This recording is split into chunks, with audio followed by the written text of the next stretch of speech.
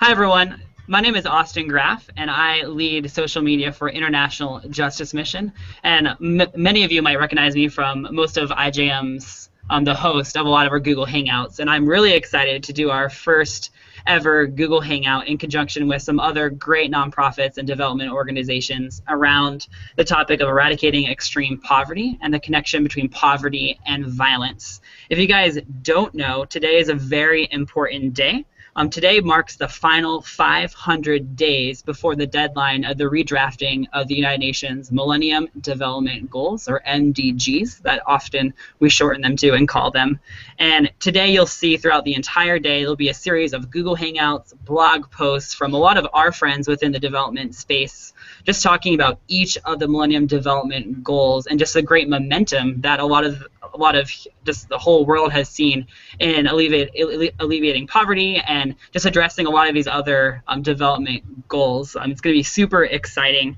But even though there's been a lot of progress, the next 500 days is really important in just building momentum between the United Nations and other non-government organizations, citizens like yourself, in what's next for the world as we redraft these Millennium Development Goals. And I'm super just honored to host the very first session of today around the very first Millennium Development Goal, which is to alleviate and eradicate extreme poverty and hunger. And I'm just really excited to hear from two experts that we have about what progress we've made around ending extreme poverty, and then also what the future has in store around this goal. So I would love to introduce Taya, who's with the United Nations. Taya, if you just go ahead and say your name, your job, and just your interest in this area. Hi, everyone. My name is Taya Continent-Sharp. I work here at the UN for the World Humanitarian Summit Secretariat, which is basically the first ever global humanitarian summit, large-scale humanitarian summit that is hosted by the Secretary General. My own interest in this is that I've worked for the last 10 years in development, mainly on the field, in the Middle East and also in Asia, and through that have really a great passion for this work. Thanks, Taya. And how about you, Holly? Go ahead and say your name, your job, and also your special interest in this topic. My name is Holly Burkhalter. I'm Vice President for Government Relations and Advocacy for International Justice Mission. And I've been in the international human rights field for about 35 years. And my great interest is in the possibility of seeing the same kind of progress that we've seen in development over the last 15 years, to see that kind of progress also in the area of violence and exploitation of the poor, especially of women and girls. So I think the two issues are really linked, and we'll be talking about that with Taya this morning. Great, thanks, Holly. So how this is going to work, would love to just explain that to you guys. I'm going to be asking both of our panelists just two questions at the beginning of this hangout, and then at the very end, I would love to take questions from all of you. And how you can best do that, if you are watching this right now, if you hover your cursor on the screen, you should be able to see a little box that says Q&A, stands for question and answer. And if you just click on that, you'll be able to actually type in your own questions for our panelists. And as you see people type in their own questions, if there's a question that you just really resonate with and you also want to be answered, go ahead and +1 that, and that will make that question rise to the very top. And it's the most popular questions that we'll be asking our panelists today. And we would also love to see you guys live tweet this session as well. And if you do that, please do use the hashtag MDGMomentum. That's the official hashtag for the entire day. All the nonprofits, the United Nations Foundation, thousands of people will be using that, and we just love for that to be a global trend. So make sure that you tweet out some quotes and any information that you think is meaningful from this session by using that hashtag, MDGMomentum. And who knows, maybe even IJM will retweet you guys. So I would love to now start just with some of my own questions for the panelists. I'm going to start with you, Taya. I would love to hear from you what sort of progress has been made on the goal of ending poverty, and if you could also just talk about how different actors have come together to work toward ending extreme poverty in the world. Great, thanks so much, Austin. Well, I mean, I wanted to talk a little bit about both the progress, but maybe also some of the challenges that still are set for this goal. As we know, the target to half poverty between 1990 and 2015 of people whose income is less than $1 a day has actually been met. So poverty rates have halved by about 700 million fewer people. 700 million fewer people live in conditions of extreme poverty in 2010 than in 1990. And you can actually take this further to say that poverty rates have really fallen in every developing region, with, of course, one country leading the way, which is China, as we can all guess. And in China, extreme poverty dropped from 60% in 1990 to 16% in 2005, and 12% in 2010. So overall, the MDG target has been met, but the harsh reality is that 1.2 billion people still live in poverty. And this really remains widespread, especially in sub-Saharan Africa, in Southern Asia, especially in the latter. It's been really rates have kind of fallen an average of 1% annually, so that we had 51% in 1990 to 13% 2 decades later. And in contrast, poverty rates in sub-Saharan Africa only fell 8% over the same period. So it's to say that there are a lot of challenges. If you look at sub-Saharan Africa, you can see that almost half the population still live on $1.25 or less a day. And this is really the only region to see poverty rise steadily from 290 million in 1990 to 404 million in 2010. And this really accounts for about 1/3 of the world's destitute people. So that's a lot. The World Bank, if you look at their records, they project that by 2015, about 970 million people will still be living on less than $1.25 a day. In countries that actually were classified as low or middle income in 1990. So I think that also shows some of what's happened due to some of the conflict context and how that has affected the development trajectory. And it's also good to remember that sub-Saharan Africa and Southern Asia are about 40% of the developing world population that live in extreme poverty. If you look at the second part of the first goal, of course, one part is the extreme poverty, and the second one is hunger, specifically, if you look at the targets. And globally, we still have nearly 1 in 6 children under age 5 that are underweight, 1 in 4 that are stunted. And of course, the wider challenge in terms of poverty is that abject poverty is really found in areas where we find poor health, but also lack of education, deprived people, situations where people don't have productive employment, environmental resources that are in conflict or have been depleted, corruption, conflict and bad governance, waste of public resources, and all this kind of also discourages private investment. And I think that the next steps to fight poverty will have to really take into consideration a wider range of issues that range not only from kind of the economic side, but to look at really governance, security, and basic human rights.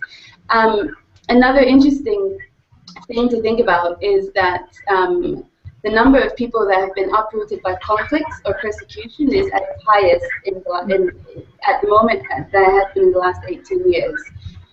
So by the end of 2013, an estimated 51.2 million people worldwide were considered to be forcibly displaced to conflict, persecution, generalized violence, human rights violations. These of course, are both internally displaced people and refugees. And of course, the MDGs does call for the protection and assisting of refugees and promoting the global burden sharing, but one can question to what extent this has been actually done. Some of the regions that have the highest poverty incidences also carry the heaviest burden in terms of uprooted populations. So, for example, in 2013 in Pakistan, Pakistan still continued to host the largest number of refugees, which is around 1.6 million. Of course, then followed by Iran, Lebanon, and Jordan. Not to mention the massive numbers of displacement in areas such as South Sudan, Democratic Republic of Congo, and a lot of sub-Saharan Africa. That's just to say that there is still a lot to do, even though the target itself has been achieved. And I think that the international community will really have to look at this going forward as they start looking at the next phase of the MDGs, or the Sustainable Development Goals, as they're called. In terms of how different actors have come together to work on this, of course, from the UN side, we work very closely with national governments. National governments have taken a lot of responsibility in terms of, and actually led the process in terms of the fulfillment of the MDGs through action plans, rigorous monitoring, and really trying to orient the development indicators throughout the process so that they hit the targets. Non-profits and civil society, both locally and internationally, have had a huge impact and played a great role in this. And going forward, again, I think that we'll have to think more about how different actors from different sides of the house come together to really kind of promote a better implementation of the Sustainable Development Goals. Thanks. Great. Thanks, Taya. It's good to hear just of all the progress that's been made, but also just a huge need to make even more progress. Holly, I'd love to hear from you. Just as most of you know who's tuning in today, but IJM, International Justice Mission, we really are focused on protecting the poor from violence and how that is a critical component to ending poverty that we've seen through our work. So, Holly, I would love for you to speak into just the connection between violence and poverty and how you see the MDGs playing a role in that. Taya gave us a sober and stark and compelling picture of what the poorest of the poor suffer with inadequate water, stunted growth, real hunger, mass migration from conflict to which the poor are particularly vulnerable. And it made me grateful that people like Taya have been on the field for many decades. Congratulations. There is another aspect there is something else that the poorest of the poor in the developing world and in some corners of the developed world are also deprived of. We don't think about it that frequently, but they are deprived of the protection of the rule of law. They are deprived of professional police that will come when called to arrest that man that's trying to break into a home and steal everything a poor family has. They are deprived of a functioning police station where a mom of a little girl who's been raped could go take her child and have her treated gently and have the perpetrator arrested and brought before justice. And overwhelmingly, that is a part of what poor people are deprived of. It's just not something we think about here, sitting in, well, I'm in Washington and Taya's in New York, but none of us would want to live in countries that do not have the protection of effective law enforcement. And when law enforcement is not effective, as we have seen just this last week in the United States, where a policeman kills a civilian, there is a huge uproar because that is not normative. And there's a huge uproar, as there should be, because that is not normative here. But for poor people living in places where the police are predatory and corrupt and violent, that is daily fare. Police shootings of unarmed people, police shakedowns for bribes and money, police, even at best, who don't know how to investigate or prosecute the rape of a child. That is the everyday normative experience of actually billions of people on this earth for whom law enforcement has no relevance whatsoever. There are laws, but there's no enforcement of the laws. And it actually is quite explicitly linked to development. If you think about health, for example, something that there's been great progress on, I think, pushed by the MDGs of 2000, with better record keeping, better goals, a lot more development assistance in the area of health. But when you consider that more women and girls between the ages of 18 and 44 are injured or killed, disabled or killed by violence, domestic violence principally, and sexual assault. And more women between those ages globally die or are disabled by violence than by a combination of malaria, cancer, car wrecks, and war. Now, this is not a competition, but that is a sobering fact. I had no idea actually until my boss rooted that figure out into the open, along with a lot of other data that he included in a book he just published called The Locust Effect: Why Ending Poverty Requires an End to Violence. It's because poverty makes people poorer. If you're a poor family in Africa, for example, the land that and if you're a widow with children, and almost every family in sub-Saharan Africa is caring for some extra kids, and if you're a poor woman and your husband dies, what you have to support yourself to eat is this tiny little plot of land where you might plant corn or beans, or a tiny little storefront where you could sell an egg or a cigarette, or this is the way poor people live and feed their families. But when your husband dies, bullies, from his family or your neighbors come in and just see a vulnerable woman who's grieving. She might well have HIV/AIDS herself, and she's got a flock of children, and that just looks like easy pickings, which it is. And bullies are throwing widows off their land with violence by the millions. At IJM, we represent women and widowed women and orphans, and did a prevalence study in the area of Uganda where we worked. We found like upwards of 30% of the widows in the area, of a very large sample surveyed, had their land taken away from them. Land that is theirs, belongs to them. They need it to live and to feed their kids, and it simply is taken away. And if a widow resists hanging on to what is hers, they'll burn out the crop, burn down the house, and come after her and the kids with machete and violence.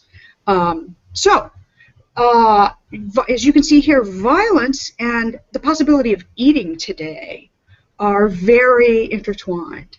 I think we can find many other areas, but I don't want to make it sound like poverty causes violence, or because you can be poor, but you could also be protected.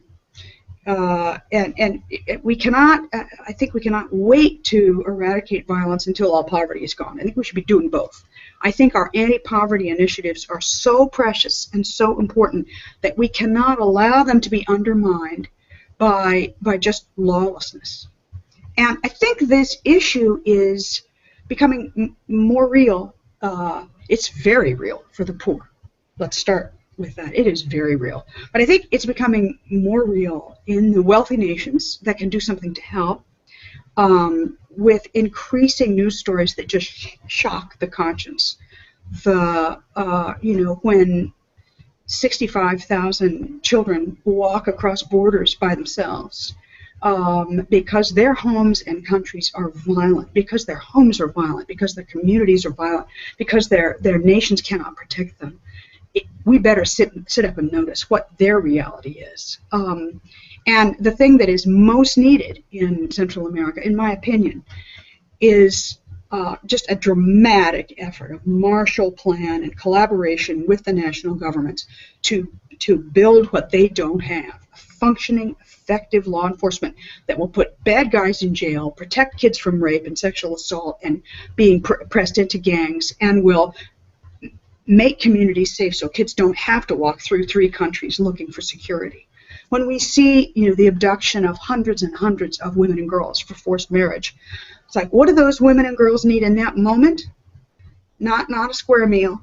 Their biggest concern is not, clean water. Their biggest concern is not shelter. What they need is someone strong with the power of authority with a gun to take those bullies into custody and give them back their lives. So I think that the issue of particularly women and children's vulnerability to those that are even just a little bit stronger than they are is in front of our faces. And the MDG debate and the MDG process is just this marvelous opportunity to have these issues brought into the development conversation as they should be.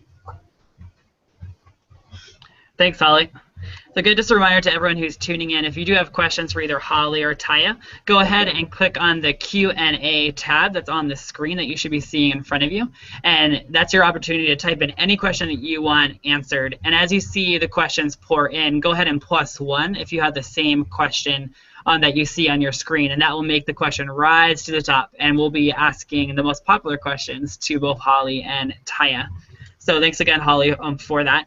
Taya, I'd love just to talk about what happens next, especially as today is the start of the final 500 days before the redrafting of the Millennium Development Goals. It's just very critical for us to be educated on what needs to happen next in light of that. So I would love to hear from you just exactly that. What needs to happen next, and what areas still need attention in the fight to alleviate extreme poverty and hunger?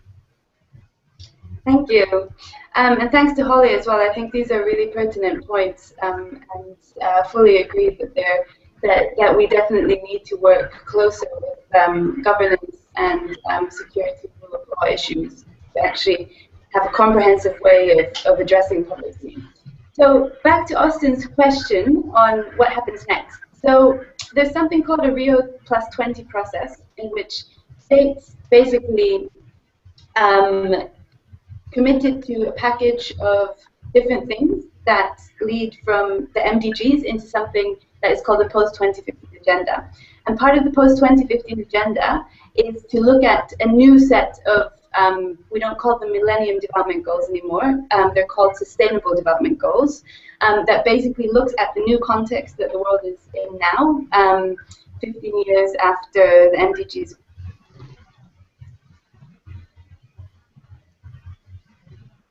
And as part of this, very interestingly, one thing that has come out of these conversations that's related to what Holly is saying is that one thing that the MDGs didn't maybe miss, but didn't have so much of, is this whole issue of fragility and conflict. And how do we work better in addressing some of the basic needs, such as protection, human rights, and the protection of the poor, essentially. And that doesn't just mean, as you said, water, sanitation, and food, but also the basic human rights and security. So if it's actually available publicly, the first open draft of Sustainable Development Goals, and it's worth everyone having a look at because it's very interesting. One very interesting thing that's in there is Goal 16, which reads as promote peace and inclusive society for sustainable development, provide access to justice for all, build effective, accountable, inclusive institutions at all levels, which is basically the link to what, Holly, you were talking about in terms of ensuring that there's access to justice for populations. And I mean, going forward here, there's really a massive campaign going on at the moment. There's been an online consultation at a site called My World, where anyone who wants to participate in saying what they want the future of the Sustainable Development Goals to look like can go in there. There's been a lot of consultations regionally at all levels with nonprofits, civil society, governments, affected communities on what they feel their priorities should be. And all of this will culminate next year when once the draft that's now out, which you can find, is then put together and endorsed by the General Assembly, and after the Secretary General basically drafts the final report. So it's to say that there's a lot of momentum between now and 2015 in really getting these issues right.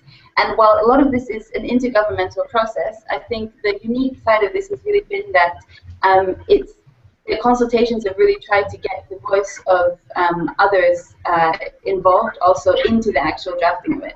And for example, on Goal 16, which is on rule of law or access to justice is the wording now, there's been really a great effort also from civil society and nonprofits to say it's very important that we look at these issues from a more comprehensive perspective, that it's not just about economic development, but it's looking at the individual and especially women and children and youth and protecting their basic rights. I'm familiar with Goal 16. I'm very glad it's there. We saw a version of that in the earlier, the special eminent persons panel also had language of human rights and good governance, and I'm glad to see that it's come this far, and I hope we see it stay in the train as it moves through the coming year. We have an effort to with a worldwide petition that we're circulating, and to just allow just ordinary folks, my dad, my sisters in Ohio, to sign on, and we'd like to get to 100,000 signatures from just common people saying we want human rights, rule of law, functioning judicial institutions to be part of the Sustainable Development Goals for 2015. So you can, Austin will at some point in the Hangout flash up a place where you can see the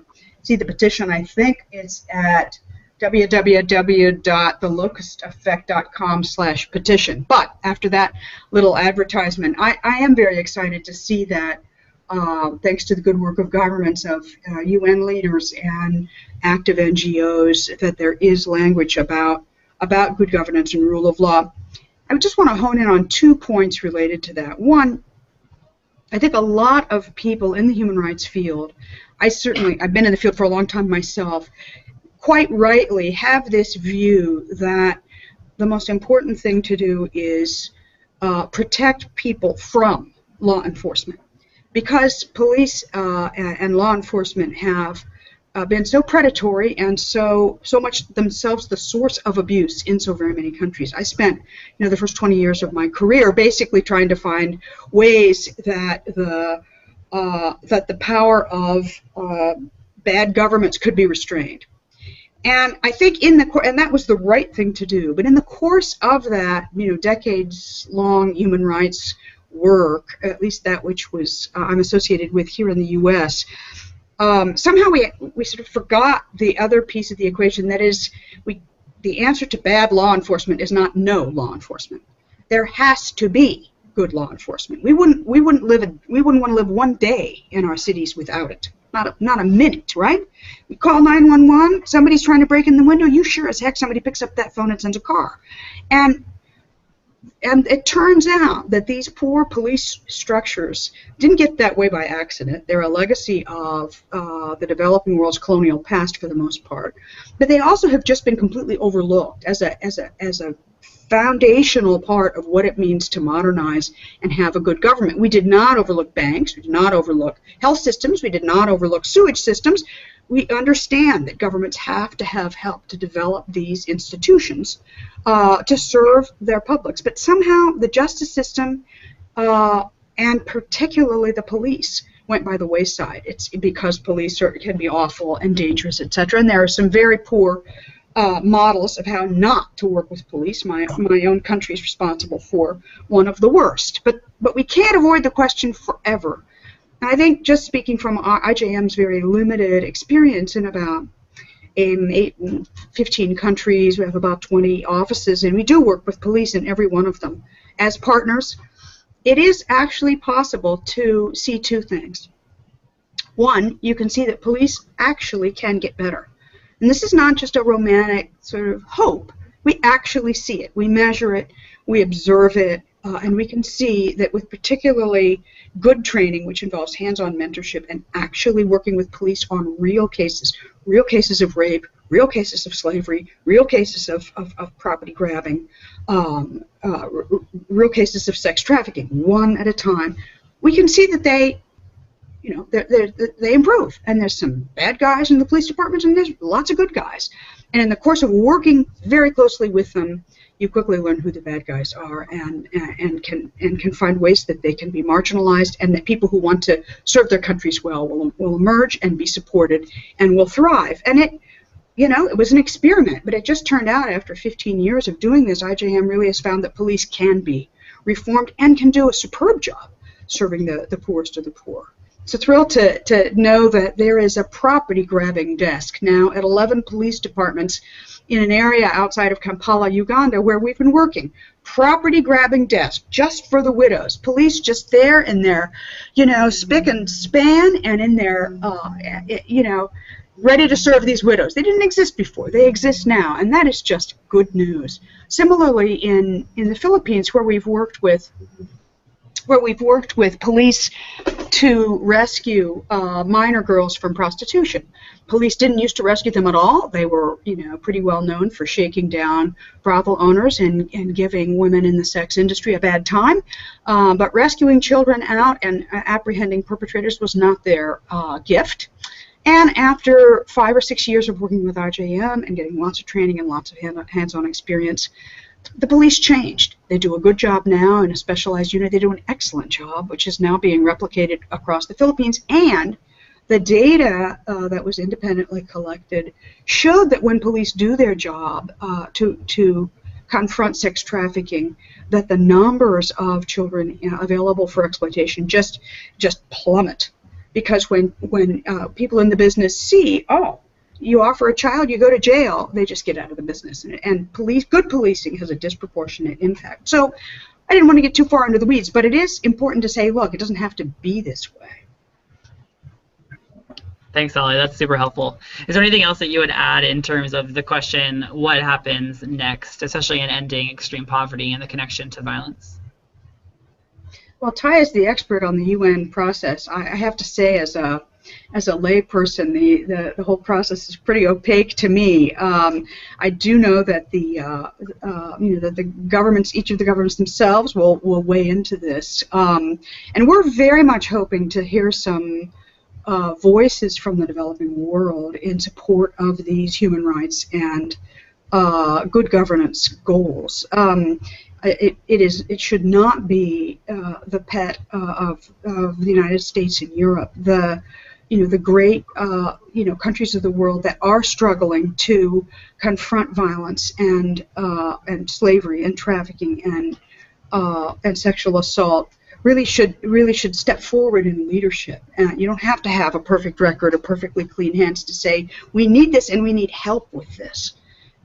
Because that's the genius of the MDG process.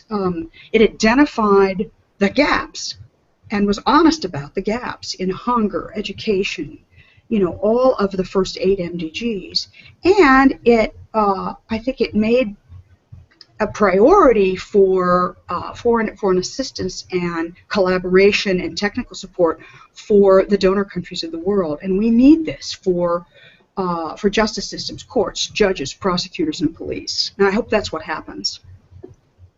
Thanks, Holly. Taya, how about for you? In terms of just the process of how it works from here, do you have any insights on that you can speak into, just letting us know just what happens next once the goals are redrafted? What needs to happen after that point?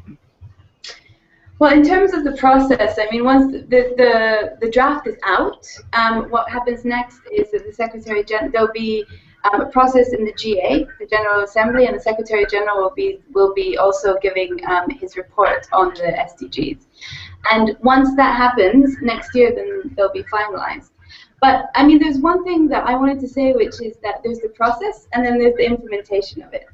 The great thing of an intergovernmental process is that once states sign up to it, they have an obligation to follow through. So, for example, this is the importance that Holly was mentioning of, for example, nonprofit, civil society, and others to push for issues and goals that they feel should be in there. And I think that that's been heard. But in terms of the implementation, the interesting thing will really be to see how governments take this forward, because at the end of the day, the UN is here to support the governmental implementation of these goals. And so what comes in the indicators, in the specific targets, is actually very important, because all of the programming, all of the donor efforts then align with that. So it will be very interesting to see what the final draft has in it. As I said, the open draft, the open working group draft, as of now, does have a lot of issues pertaining to rights, conflict prevention, access to justice.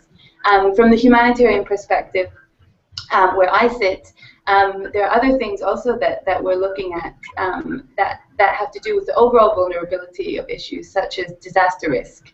And there's a lot of links also in terms of post-disaster situations and how the poor are protected or not protected after that. And so it's to say that, and the interesting thing I find also about the SDGs is that the analysis is different, and and matches, I think, the complexity of the world that we're in now, opposed to when the MDGs were drafted. And a lot of things, as we can see from the news, sometimes are slightly depressing at this point in time. But I'm hoping that once the goals and other things also come out, that the international community will come out stronger together to work on some of these issues around poverty.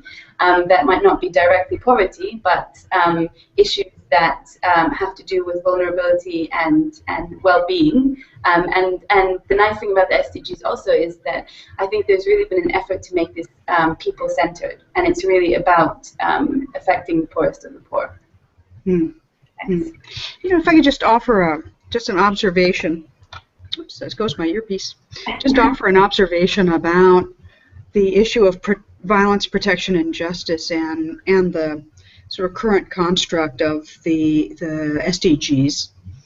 You know, I think one of the areas where there's been the best work done, and I don't speak as an expert, but just looking at it as an outsider, has been education, where there's been huge gains. And I think the NGOs and the governments have worked together extremely well, and the donors have done quite well. I hope I'm not speaking in ignorance, but just from an amateur's perspective on education, looks like there were clear goals and clear metrics, and the education community has also brought forward very, very good recommendations and targets for the current process. And what I would love to see, because this is one of those precious development goals that mean so much, what I would love to see is a protection for children built into that goal. Rather than seeing all of the protection and justice over here in like number 16, sitting off by itself. In fact, there are several goals where it just really belongs embedded. If you consider that the top reason why girls drop out of school is violence, and that makes all the sense in the world. UNICEF has been collaborating with a wonderful consortium of groups, and it's called Together for Girls. I don't know if you know it, but they've done these extraordinary nationwide studies in about 10 countries. It's a brilliant project. They work with every agency of government in the country they're working with to look very, very deeply at all forms of violence against children, including rape and violence in the home, corporal punishment, but very definitely including violence in the schools against boys and girls. Even though it's called Together for Girls, they look at violence against all children.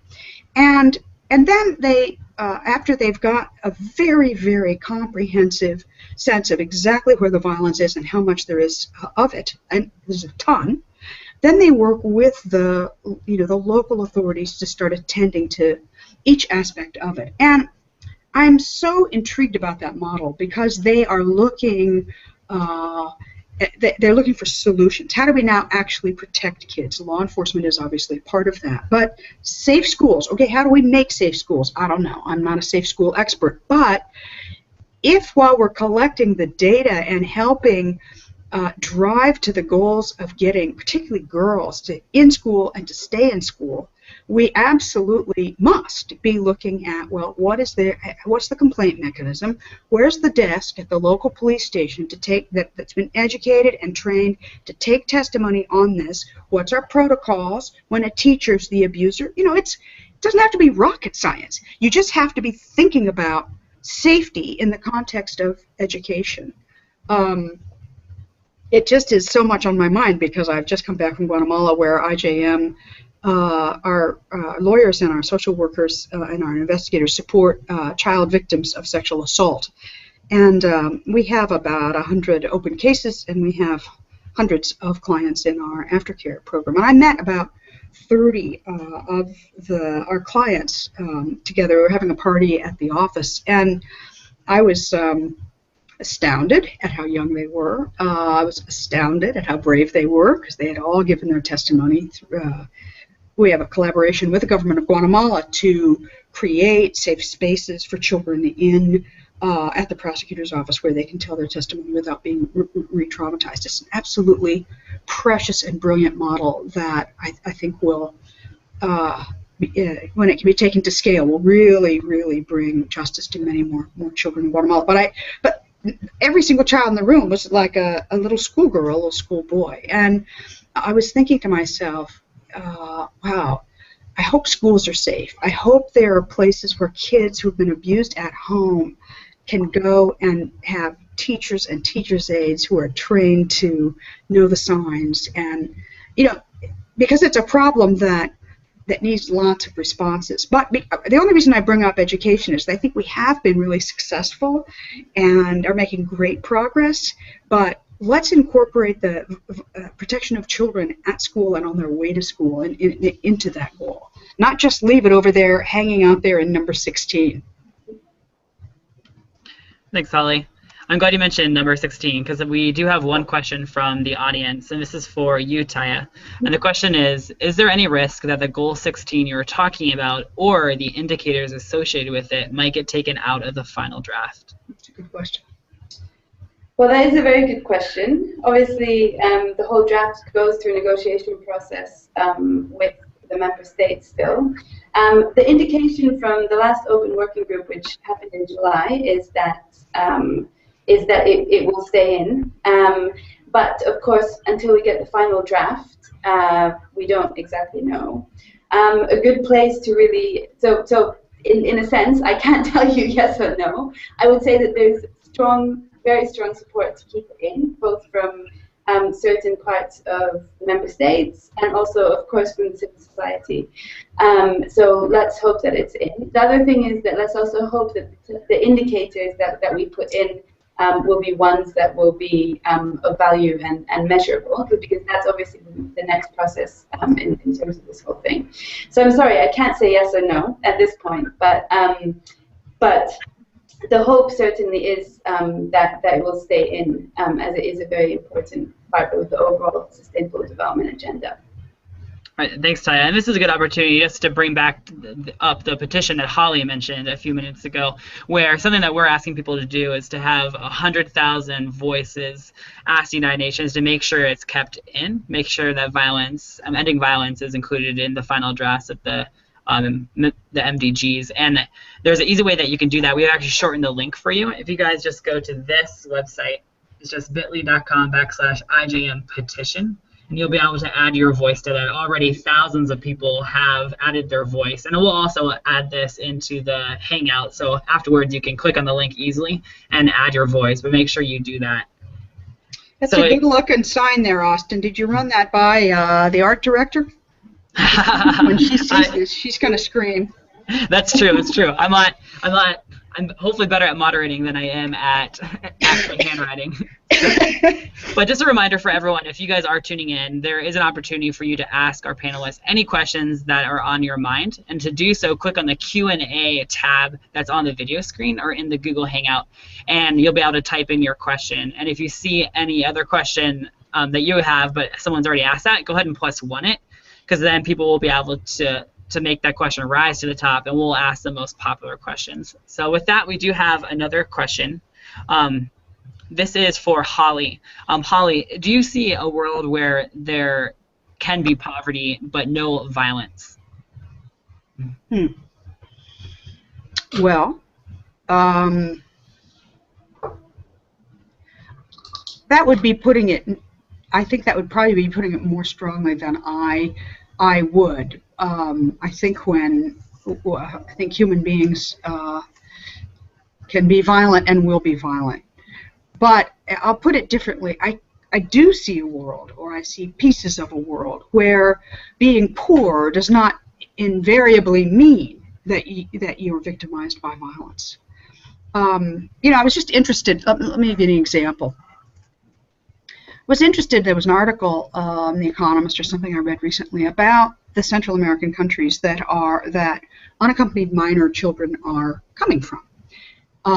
And the 3 countries where some 80,000 kids have come up in the last half year or so are El Salvador and Honduras and Guatemala. But what about Nicaragua?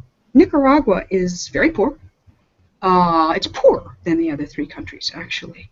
But it has something that the other 3 countries do not have. It has excellent, well-trained, community-supported police. Now, I'm not an expert on Nicaragua, but it just is factual. Appears to be just factually true. I'd also note that in the United States annual report on how governments are responding to the challenge of trafficking and slavery, it's a pretty excellent document that comes out every year.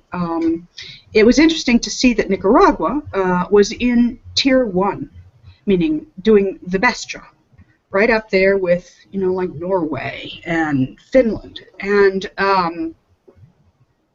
that was interesting. And, the United States was not bending over backwards to say nice things about Nicaragua. It's not particularly close ally diplomatically, but it just was true that Nicaragua has a good police force and does an excellent job in protecting its children from being trafficked.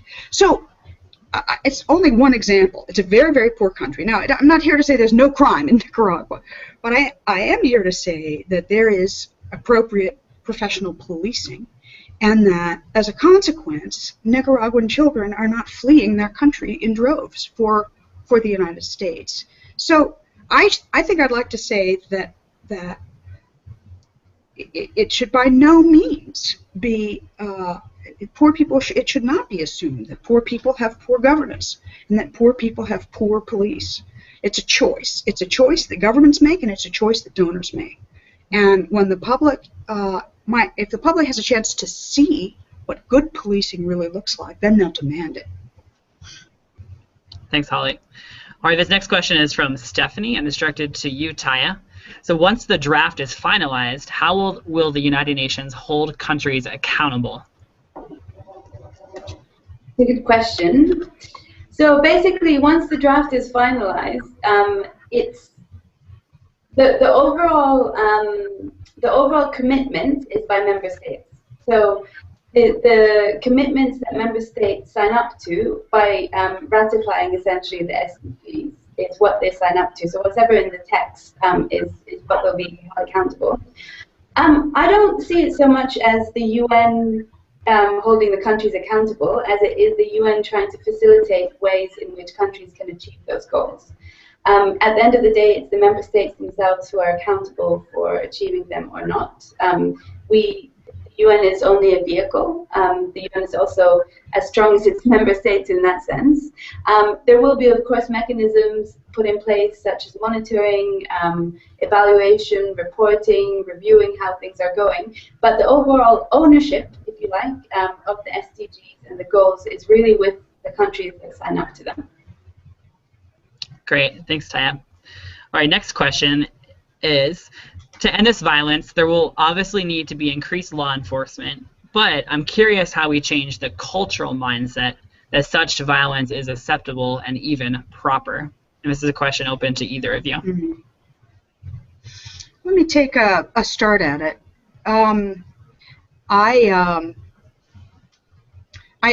I appreciate the question very much. Again, we were in Guatemala, and I went to an aftercare facility, and there were about 100 very young girls, and many of them had babies, and they were all victims of sexual assault. And many of the girls are victimized by multiple members of their family. And I found myself thinking, this appears to be normative in that girls are, and sometimes little boys, are just sort of owned, and this is real normal. And I found myself thinking, how are we going to prosecute our way out of this? Because what IJM stands for and what we believe in is that rape is a crime, and that child needs to be protected, and that perpetrator needs to go to jail. And I believe that with all my heart. But I think that in order to get at the very, very large number of child victims that IJM will never meet, whether it's in Guatemala or elsewhere, several things need to happen. One, you absolutely must prosecute these crimes as best you can and create structures of government, as the government of Guatemala is doing, special police units for sexual assault, special entry points for children when they come into the prosecutor's office to give their testimony, special courts. They are really fantastic innovations, and I was thrilled to see them and meet the Guatemalan officials that are putting them in place. That absolutely needs to happen. And I actually think that prosecution and for communities to see the rapist who lives next door go off to jail can play a role in changing culture. You know, it used to be culturally perfectly appropriate in the United States to employ very young children in hazardous industry. Totally normative, totally legal, just fine with everybody. And generations of immigrant, Irish and Italian and African children, perished in terrible circumstances. And we actually don't have so much child labor anymore. And the change of the law and the enforcement over time helped change the cultural notion that it was all right to work a child to death. So I've heard my boss, Gary Haugen, talk about how norm changed in the United States around drunk driving, where a fatality from a drunk driver was really never considered to be murder, really. And then a bunch of moms back in the, I believe, 70s, Mothers Against Drunk Driving, worked very hard to get increased criminal penalties, both adopted and enforced. And now we have a real cultural change in the United States about drunk driving. So I think law enforcement in and of itself is an extremely important norm change. But and I think particularly in trafficking and slavery, because it's a discretionary crime and the perpetrators are highly responsive to law enforcement, like, oh, maybe I'll go find another way to make money if selling a kid, it's going to land me in jail.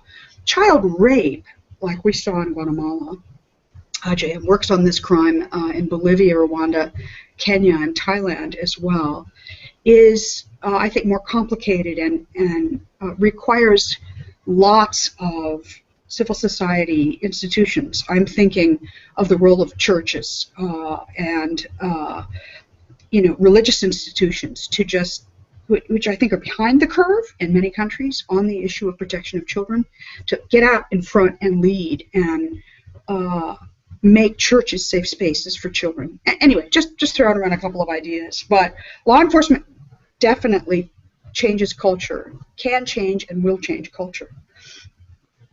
Thanks, Holly. Taya, do you have anything to add to that? If not, we'll go on to the next question.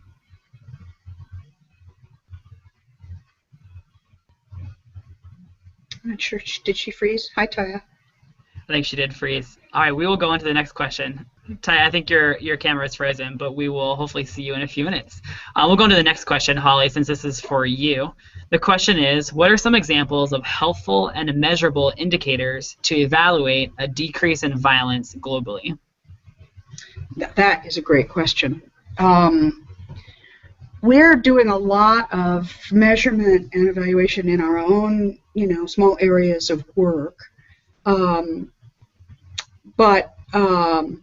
We've done prevalence studies, for example, in child sex trafficking pretty successfully in about 6 different countries. We have a pretty good methodology for basically mapping where children are being offered to the public and then selecting institutions to go looking for them, generally posing as a customer. We are just now developing methodology for a prevalent study of bonded labor slavery, which is our largest casework area.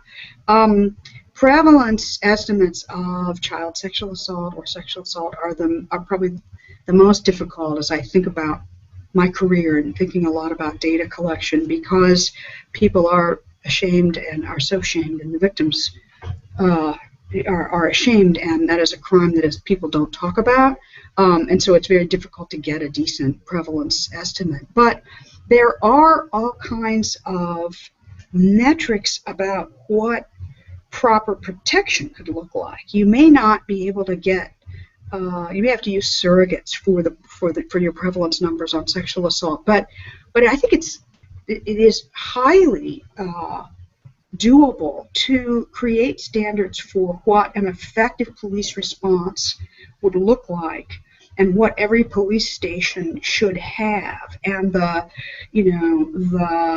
personnel, trained personnel needed. That seems to me would be very doable.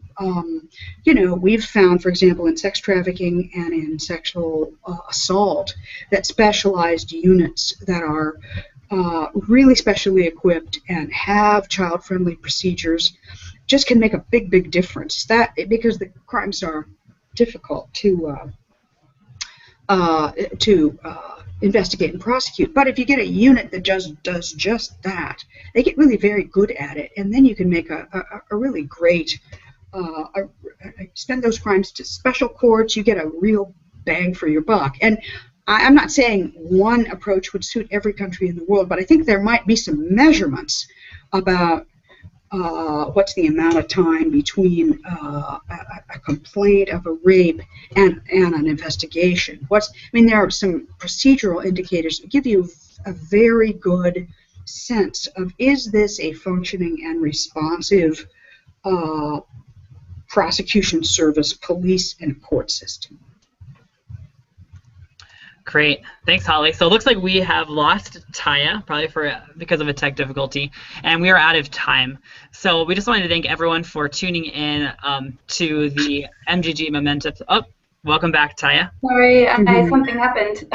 That's all right. That's right. Actually, we are just out of time, which is great that you just popped back in, because I wanted to thank both of you for giving up an hour plus of your time just to talk about the connection between violence and ending poverty and just what people can do to get more involved. And I just want, again, to reiterate this petition, my beautiful handwriting right here. If you guys go to this link, and I also typed it into the actual Google Hangout event as well, go ahead and you can add your name to this global petition and share it with your friends and use the hashtag locust effect.